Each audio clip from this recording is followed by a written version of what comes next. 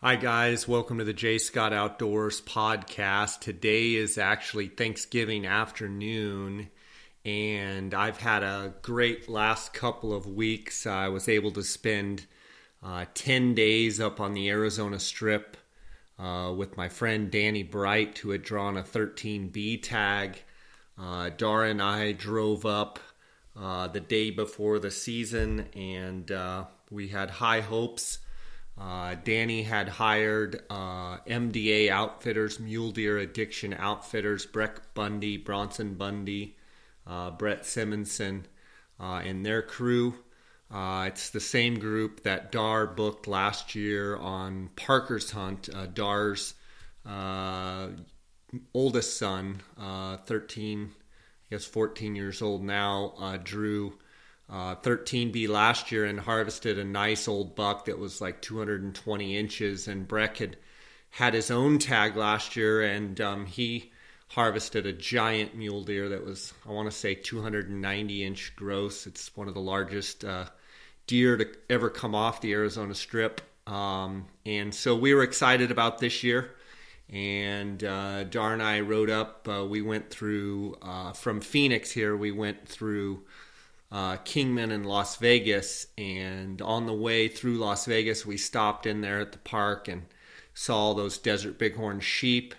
Were able to get some great photos, and just proceeded on up to the Strip. And actually there was a place that they wanted Dar and I to go take our backpacking tents and our backpacking stoves and kind of camp out for several days, and we did so, and Dar and I had a great time. We're able to locate a few nice bucks and got some good video.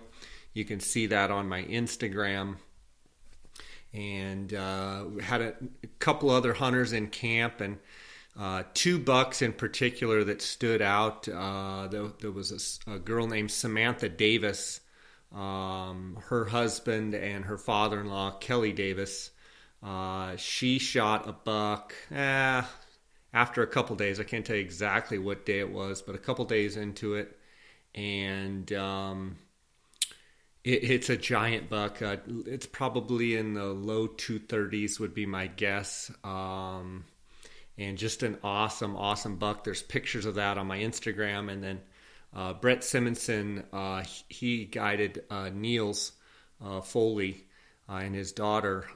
Niels had a 13B tag, and his buck's a J-hook cheater buck, real boxy frame. I think he had a 202 mainframe typical, and had 23 inches of extra points, including like a 9.5 inch J-hook cheater off his, what would that be? Let's see, his right G3.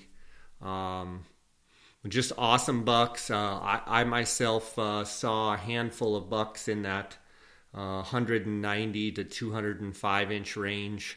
Saw probably the widest buck I've ever seen. Typical buck that was probably 34, 35 inches wide.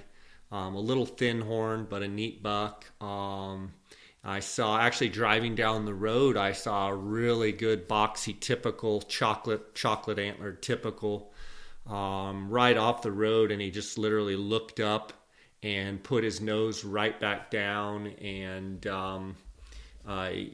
acted as if I wasn't even there, and put his nose right back down and just started following the scent line that he was on. And I mean, I could have got out and shot him with my bow, and he proceeded to just walk off. Probably 195, maybe 200 inch typical. It was just a bomber. So it was an awesome time. Up there on the Arizona Strip, and Danny kept waiting for that giant buck that everybody goes to the Strip looking for, and didn't end up turning up anything really big. And on the last day, he was able to harvest a really cool buck. He's got double eye guards on each side, and you can see a picture of that on my Instagram at J. Scott Outdoors. It's part of trophy hunting, and part of trying to wait for the right buck, and nothing better than shooting a buck on the last day. or even going to the last day and not shooting at all. So just an awesome hunt. There were a lot of great deer killed this year. Actually, our target buck was killed on the first day, and I think he's going to go a little bit over 250 inches. Just an awesome deer, and there's a handful of 220 to bucks in the high 230s. So it was just a great year up on the Arizona Strip. Had a good time. Today's episode is going to be a bunch of question and answers. I get a lot of questions. I love fielding questions. I try and respond by email or by Instagram or Facebook messaging right away. I take great pride in having you guys spend your time listening and following my podcast.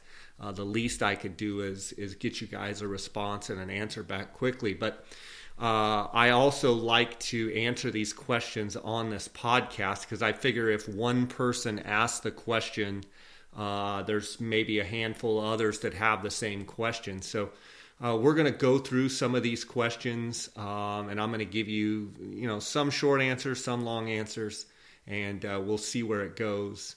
I want to thank you guys for listening to my podcast and giving me as much support as you do on this. I've got just an unbelievable support system, loyal followers, and I appreciate each and every one of you.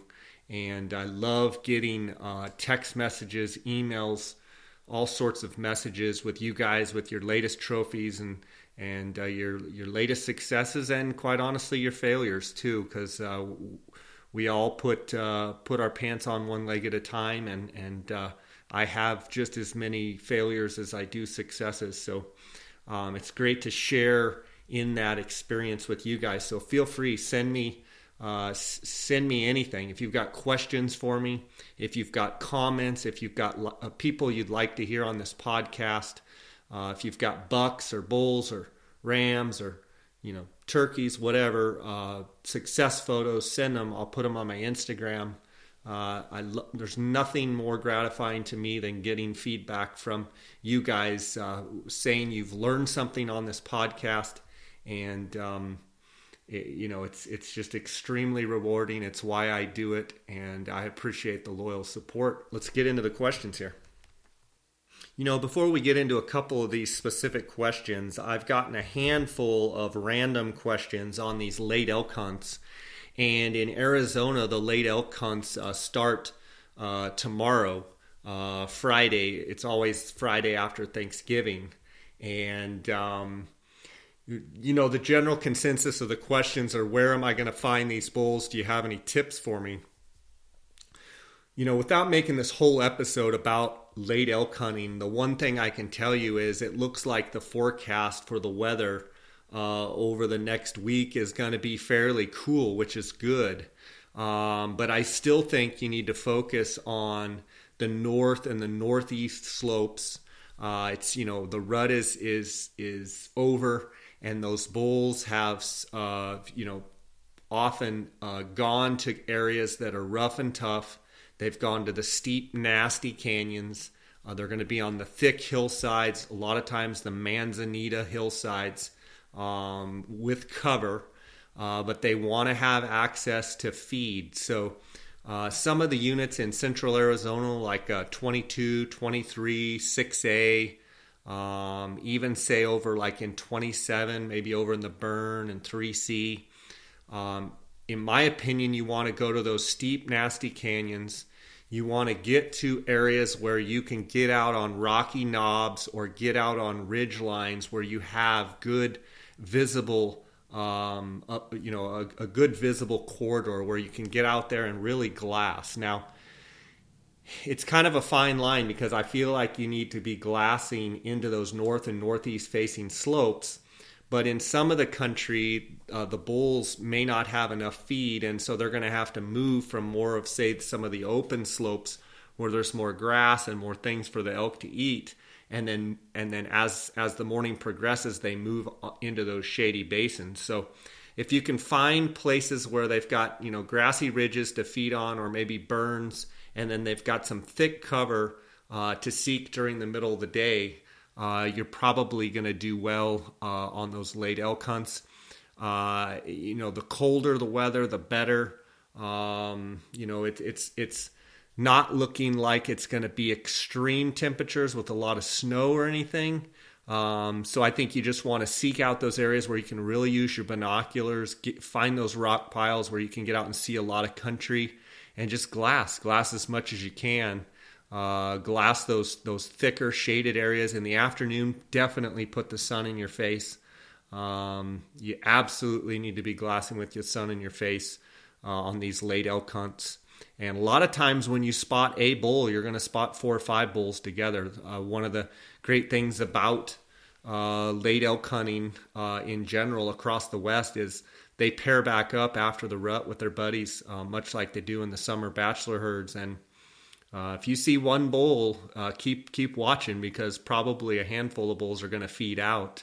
Another bit of advice I can give you is let's take some good clean shots, guys. Let's make sure we have good broadside, good, don't be shooting too far. Make sure you know your rifle, and last thing we want is a bunch of bulls being wounded. And in that regard too, if you hit a bull and he's still standing, shoot him again. I've seen too many bulls. Actually, I've seen a lot of animals knocked down and guys high-fiving, and you think you got them and you don't.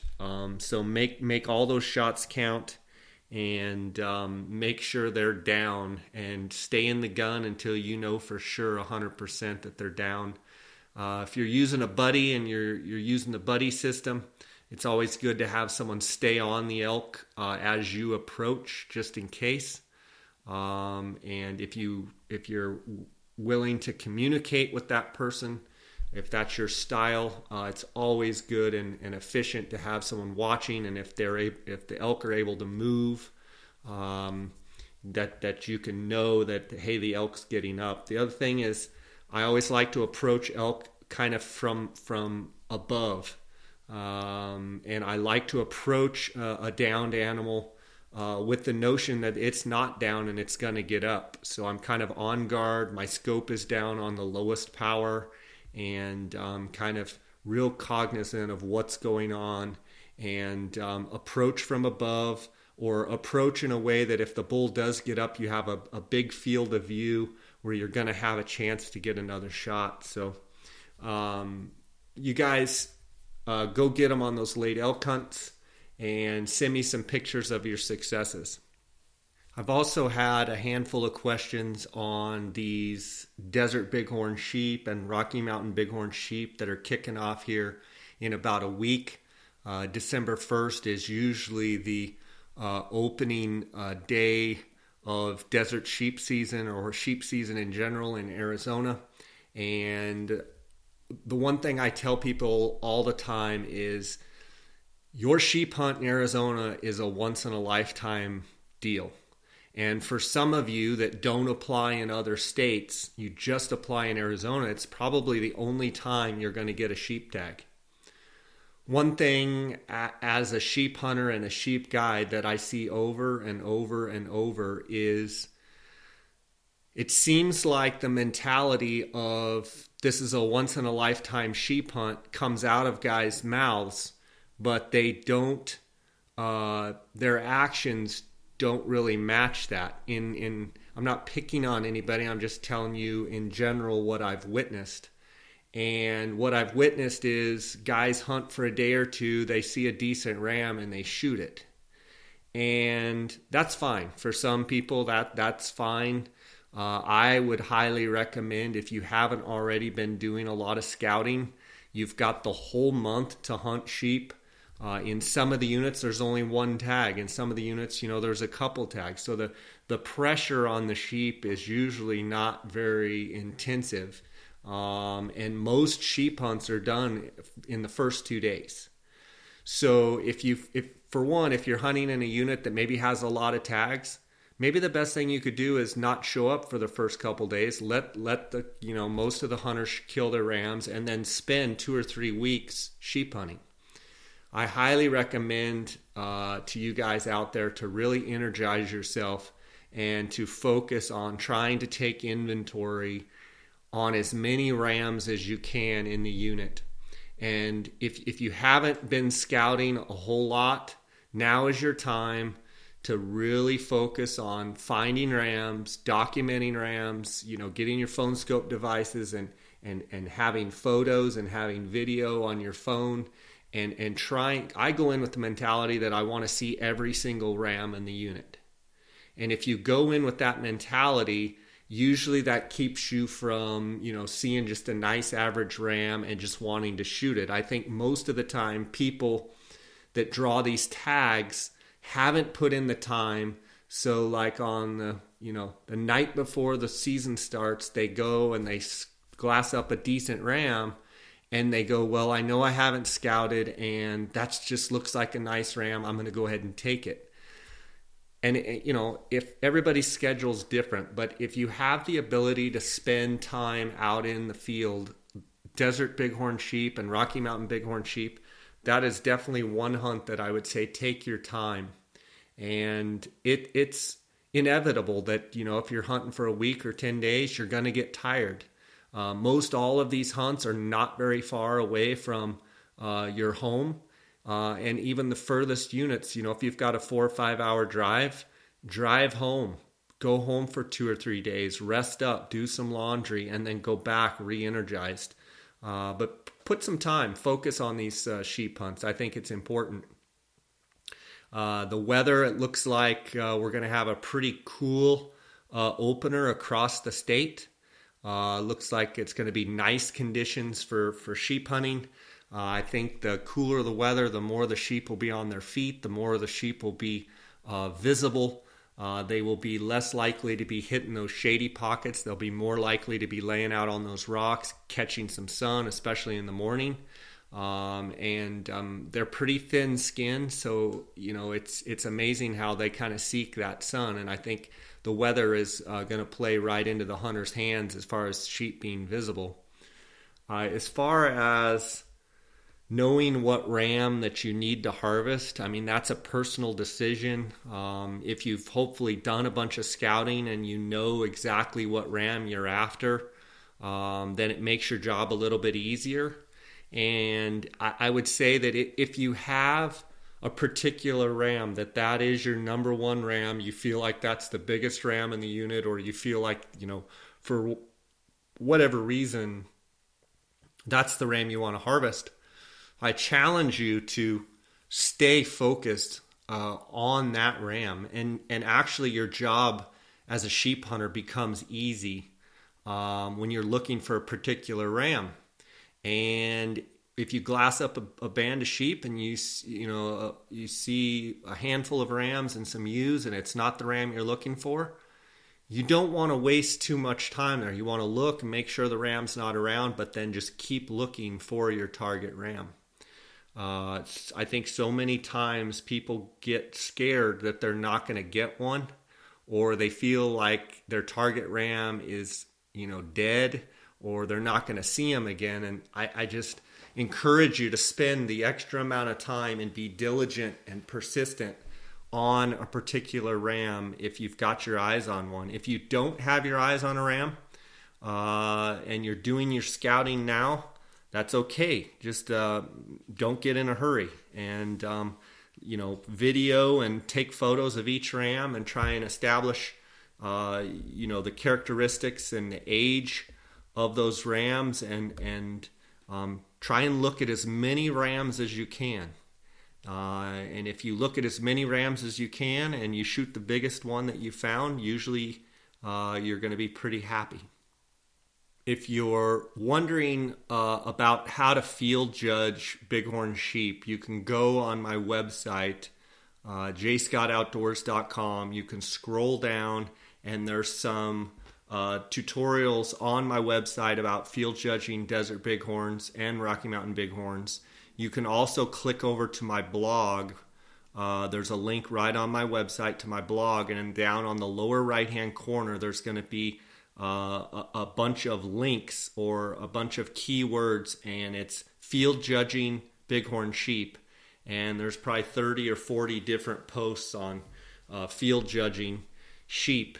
And again, most importantly, like you're going to read in those posts, you want a ram that's got big bases. So 60% of a sheep score is in their mass. And in order for a sheep to score high, you have to have big bases. It helps to have big bases because the bigger the base, the bigger your measurements carry throughout the horn. So that's a good key to remember. The other thing is when you're aging those rams, look for that dark 4-year ring. The 4-year ring is going to be the darkest discoloration on the horn. And then as you count rings towards the pedicle, towards the base, or say towards the hair, you're going to want to count from that 4-year ring towards the base of the horn. And most all sheep hunters are striving for that 8+ year old ram. So you're going to want to be able to count at least 3 more rings, if not more, past the 4-year ring. And a good rule of thumb, like you'll read in those field judging posts, are if that 4-year ring is, when you're looking at a sheep head on and he's looking at you, and that 4-year ring is like level with the ear tips, usually that's a 9-10-year-old ram, and that's a good sign. And if that 4-year-old discolored ring, the most discolored, the darkest ring on the horn, is kind of about 1/4 of a way between the ear and say the base of the horn, that's probably only a 6 or 7, 5, 6 or 7-year-old ram. So you want that dark discoloration to be as far down the horn or as close to the ground as possible. And then the closer you get to the head or the base of the pedicle where the horn comes out, the smaller the rings are going to be, because as a sheep ages, the horn grows less.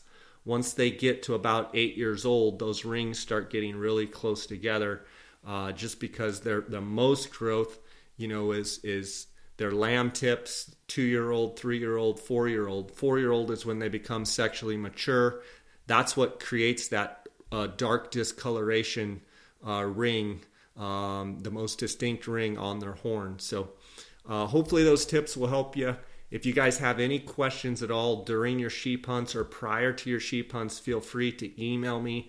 If you've got pictures and you want advice or estimation on score, I will give you my best advice. And I just encourage you to give it your best shot. And if you get tired, go home for a few days. Don't shoot a ram just to shoot because you need to get home. There's a reason that the season is a month long, and I just encourage you guys to take as much time as possible. Guys, as you know, GoHunt.com Insider is the sponsor of this podcast, and they've been with me since the beginning. And I just want to tell you that they are the industry leader and number one source for Western hunting information for a lot of reasons. If you join Go Hunt Insider, you can go on the Filtering 2.0 and you can search by state, and you can filter by state, species, residency, odds of drawing a tag, specific dates, and harvest success percentages, and you can find the hunt that you're exactly looking for. As an exclusive offer to my listeners, if you sign up for an Insider membership and use the promo code JScott at checkout, you'll receive a $50 Coues gift card. All you have to do is go to gohunt.com/insider and follow the instructions to sign up. Click the blue Join Now button. Use the JScott promo code, and you're going to get that $50 Coues gift card. With the application season coming up, you are going to be amazed at the data, and everything's in one spot. So you can go on, look for Arizona. You can go look for, they just released Oregon, New Mexico, Colorado, Wyoming, Montana, Utah, Wyoming, all the western states, It's an unbelievable resource, and go check it out. Use the J Scott promo code. Okay, here's a question from Randy Sieber from Leavenworth, Kansas. Jay, first off, I'd like to say I enjoy your podcast. I listen to every one, sometimes several times. I have learned a lot from them. I wanted to get your opinion on some binos. I have a Swarovski 85 millimeter spotter and a pair of Leica Duovids 8 by 12 by 42, and would like to get a smaller, lighter pair for all-day carry. Elk, deer, and hopefully a sheep hunt one day. I have a chance now with all the sales to pick up a pair of last year's model 8x32 ELs new, or I can get this year's 8s or 10x42 SLCs. Which do you think is a better glass or choice? Also, is the late season archery over-the-counter mule deer hunt a good deal for a DIY hunt? Thanks for your time, Randy from Leavenworth, Kansas. Okay, so this is a good question here. You're asking if the 8x32 ELs or the 8 or the 10x42 SLCs. First of all, I can tell you, I think you're thinking right by going with Swarovski. I've used Swarovski for years. I think Swarovski has that wow factor over any other binocular. I definitely think if you want the highest quality optics, you need to be using what I call the big three, Swarovski, Leica, or Zeiss. I feel like they are hands down better than the competition. I think anybody that argues with that has not honestly taken a look at the big three compared to the others. I think it's night and day difference. I think the other companies, what I call the middle tier companies, they do a great job of marketing. They do a great job of getting some of these high profile hunters and guides to say that their optics are the best, but quite honestly, they're not. They're probably not too happy with me, but that's my opinion, and I'm entitled to it just like you're entitled and they're entitled to their opinion. Swarovski optic, in my mind, is the best optic company out there, from their customer service down to the quality of glass. I've used them for years, and I've been very, very happy with Swarovskis. I have the 10x42 ELs. Those are the binoculars that are around my neck most. I also have the 10x42 EL range. But you're asking about the 8x32 ELs compared to the 8 or 10x42 SLCs. I think since you already have the Duovids, I would probably recommend the ELs, and second to that, I would probably go with the 10x42 SLCs. I think having a nice lightweight pair of binoculars that as you're walking up a ridge or glassing or archery elk hunting, that you could have that has a big field of view, maybe not as high a power. An 8 power is a great round the neck binoculars. For years I had those 8x42 ELs, 8.5x42 ELs, and I loved those as well. So I would probably go with the 8x32 EL binoculars. The second choice would be the 10x42s. I think by picking up that extra 2 power, you're not missing much there in weight, but you're adding 2 additional power. Those binoculars can be also placed on a tripod, and I glassed for years before I got 15s with 10x42 SLCs and loved them. Dar and I both had 10x42 SLCs for a couple years before we got our 15s. Hopefully that helps. Hopefully I didn't make any of the other manufacturers too mad, but it's night and day difference. It's like comparing a Ford to a Ferrari. It's not even a comparison to me. The late season archery over-the-counter mule deer hunts, are they a good DIY hunt? To me, the Arizona deer January over-the-counter archery hunts are one of the best hunts in the state of Arizona. You get to hunt Coues deer or mule deer. You just buy a deer tag. It's good for either Coues or mule deer, and you get to hunt them right during the middle of the rut. I mean, the peak of the rut from January 1st to the 31st of December, virtually all over the state. Anywhere you go, you can either see Coues or mule deer, and they're both going to be rutting. So yes, I think it's a phenomenal time. Not only that, when most of the country has horrible weather, you can come out here and enjoy some of the Arizona sunshine while still pretty cool, 25, 30 in the morning. Some of the places that, get 65, 70 degrees during the day. Just a beautiful time to be in Arizona, and definitely highly recommend, Randy, the over-the-counter mule deer hunts. Next question. Mike Stansel says, thank you for the recommendation on the Solo Drifter boots. Bought a slightly pair of used boots off eBay for $70. Super boot, great sole and support, but light and nimble, true to size. Thank you, Jay. Yeah, Mike, I've really enjoyed using my Solo Drifters. I had the Solo Fugitives before that. And another pair of boot that I've been using this season off and on is the Crispy Guide boot. It's a 10-inch boot. I believe it has 200 grams of thinsulate. And I'm going to be wearing them on this upcoming sheep hunt. I was trading back and forth between my Solo Drifters and the Crispy Guide boot up on the Arizona Strip. The Solo Drifters are going to be more of a lightweight, kind of a light hiker, but they do have a real stiff sole. I wore them on my archery elk hunt, whereas the Crispy Guide boot is kind of a bomb-proof, has a nice rubber rand, has a Vibram sole. It's a full leather boot. I do like my Crispy Guides. They're just about broke in. As far as comfort, those Crispy Guide boots have been extremely comfortable. I've been very impressed. But like any full leather 10-inch boot, it takes a little while to make sure that they're fully broken in. I mean, the last thing I want to be is 5 miles in and have hot spots or blisters.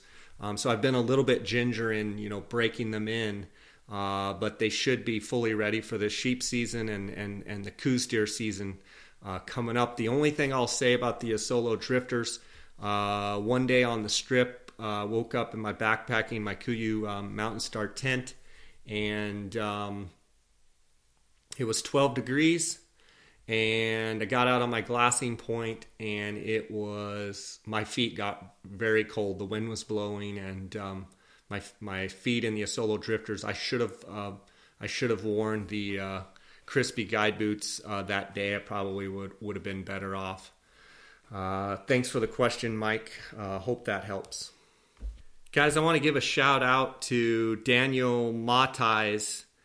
Daniel is going to be 29 on November 30th. I want to say happy birthday to Daniel Matais. Daniel grew up hunting and fishing, is extremely passionate, obsessed about hunting. He hasn't been able to go hunting as much since he moved to Oahu for a job a year ago, but he's an avid listener of the podcast. And I just want to say, Daniel, I hope you have a happy 29th birthday. And wow, living in Oahu, what an awesome place to live. I know if you're a fan of Western big game hunting, you probably feel like you're a long ways from where you need to be. But I hear there's some great hunting in Hawaii. I know there's some fantastic fishing. And just want to say happy birthday, and 29 years old. You've got your whole life in front of you. Make every day count. I feel like, I always tell people, I tell the young guys, from that age 20 to 40, I think is a real defining time. You can define a lot of things that go on in your life, and the outcome, or, quote unquote, the success, according to, blah, blah, blah, according to whoever, the mainstream, whatever. Between 20 and 40 is you make a lot of decisions in that 20 years that can define your life, and just make every day count, and try and make good decisions, and treat each day as if it was your last. And just happy birthday to you, Daniel. Got a question here from Dusty Trails on Instagram. That's Dusty_Trails. Hey Jay, I know you're a busy guy, so hopefully I'm not bothering you too much, but I have a quick question. I have heard you mention a few times, and just recently on your newest Coues deer podcast, that you can find a habitual Coues deer in the same spot unless they get pushed by hunters. When you say push, I hear other guys say it, don't know exactly what it means by it. In other words, will a Coues deer get pushed just from hearing the dozens of gunshots from opening day and just move to a new canyon? Or do they need to be physically pushed out by hunters walking close and bumping them? Dusty, that's a great question. First, I will tell you that a Coues deer has a home range, and they typically don't like to live in an area where humans are interacting with them a whole lot. So to answer your question, if you bump or other hunters bump a Coues deer buck, let's talk about a buck. If it's way back in the middle of nowhere, I'm going to say that buck is probably going to come right back to that place. And now if constantly, let's say let's say you're 5 miles back in the wilderness, and a week before the season starts, a camp moves right into their home base, right into their core area. They've got a campfire going, they're riding mules in and out, or just interfering in their core area. I think they're going to move a canyon over. If a group of hunters happen to walk a ridge and you see them and they jump your buck, and the buck runs, and those hunters, let's say the hunters see him, let's say the hunters shoot at him, but they don't hit him. I think in 2 or 3 days, if you're in a remote area, that buck is probably going to come right back and be on that same ridge.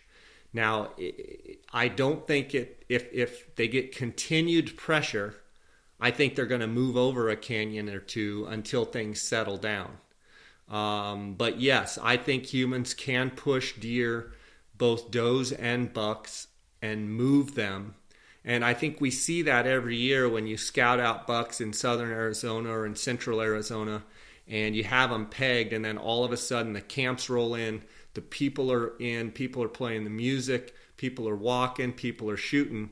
You'll see those bucks either lay really low and really tight, or they will move over in the next canyon over. But a good rule of thumb is get a mile from the nearest road, get away from where it's easy for people to get, and you're going to have better success. I hope that answers your question.